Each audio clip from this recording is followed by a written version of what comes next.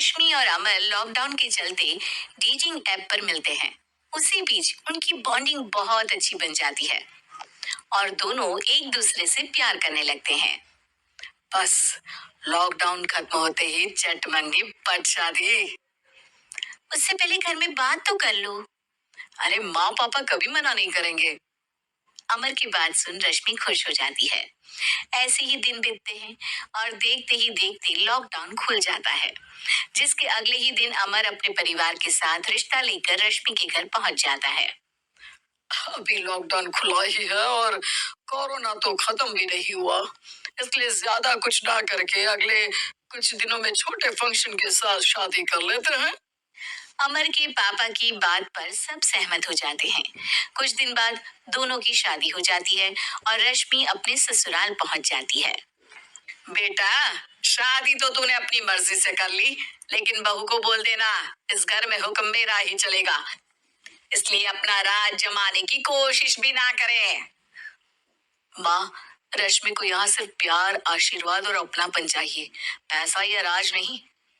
बेटी की बात पर सास मुंह बनाए वहां से चली जाती है और अब वो हर रोज रश्मि को परेशान करना और ताने देना शुरू कर देती है। देखो, ये है आजकल की लड़की, इंटरनेट पर लड़कों से बातें करते हुए इन्हें शर्म भी नहीं आती, और यहाँ तो देखो कितनी सीधी सुशील बनकर दिखा रही है। मम्मी, शादी के रिश्ते वाले इंटरनेट ऐप से जब किसी को कोई दिक्कत नहीं है, फिर डेटिंग ऐप के जरिए मिलना किस तरह गलत हो सकता है? रश्मि के डेटिंग ऐप वाली बात सुन उसकी हैरान सास तुरंत तुनक कर पूरे घर को सिर पर उठा लेती है, जिसकी आवाज सुन अमर और उसके पापा भी वहां आ जाते हैं।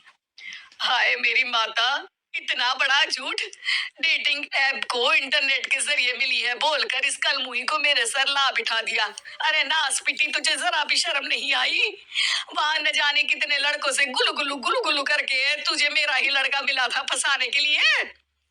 माँ, मुझे तो समझ नहीं आ रहा क्या बोले जा रही हो। डेटिंग ऐप इस्तेमाल करना कोई अपराध नहीं है, और तुम रश्मि को ऐसा कैसे बोल सकती हो? मैं भी तो था उस ऐप पर।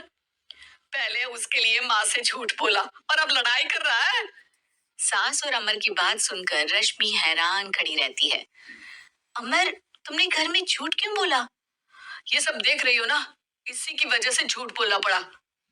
एक तरफ अमर और रश्मि की ये बात चल रही होती है, वहीं दूसरी तरफ सास का नॉन स्टॉप क्लेश सबको परेशान कर देता है। सब एकदम चुप, जो हुआ सो हुआ, अब मुझे कुछ ना सुनाई दे। पति की बात सुन सास चुप होकर वहां से चली जाती है, लेकिन अब वो रश्मि के सिर दुनिया भर के सारे काम डालकर उसका जीना पहले से भी ज्यादा मुश्किल कर देती है। मम्मी, मैं आपका गुस्सा समझ सकती हूँ, आपको जो करना है कर लीजिए, मैं कभी कुछ नहीं बोलूंगी।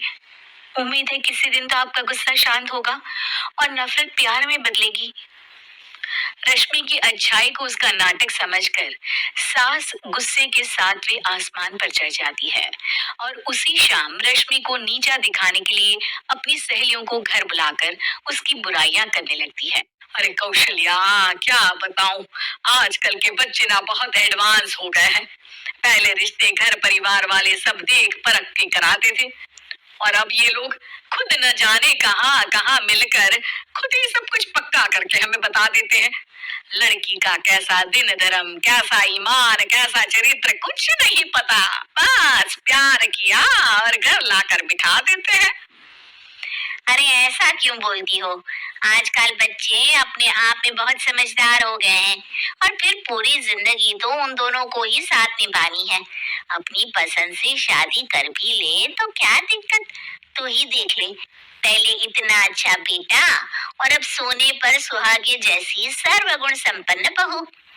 और पता है, अभी कुछ दिन पहले मेरी बेटी ने मुझे डेटिंग ऐप के बारे में बताया, जहाँ लड़का लड़की अपनी पसंद से अपने आप एक दूसरे को चुन लेते हैं, और फिर अगर सब सही रहता है तो बात आगे भी बढ़ जाती है। अरे इसमें इतना खुश होकर क्या बता रही हो? ये तो गलत है। न जाने कौन क्या है, कितना झूठ कितना सच है। अरे पर सोचो, जब तुम किसी के बताए रिश्ते को देखने जाते हो तो क्या एक ही बार देखने से सच झूठ का पता लगा सकती हो? जरूरी नहीं कि बच्चों का लिया फैसला हमेशा गलत हो। अरे बहुत बार हमसे भी तो गलत फैसले होते हैं ना। अच्छे बुरे लोग तो हर जगह मिल सकते हैं, फिर इसमें सिर्फ बच्चे ही गलत कैसे?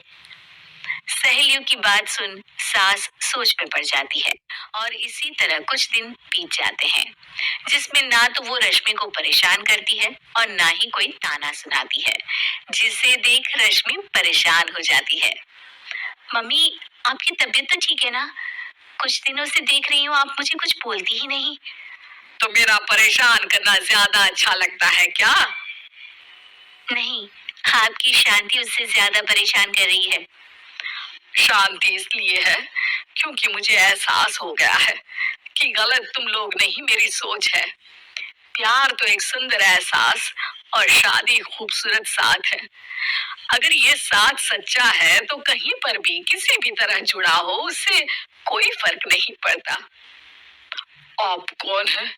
इतनी अच्छी बातें मेरी पत्नी तो नहीं बोल सकती। क्या आप भी?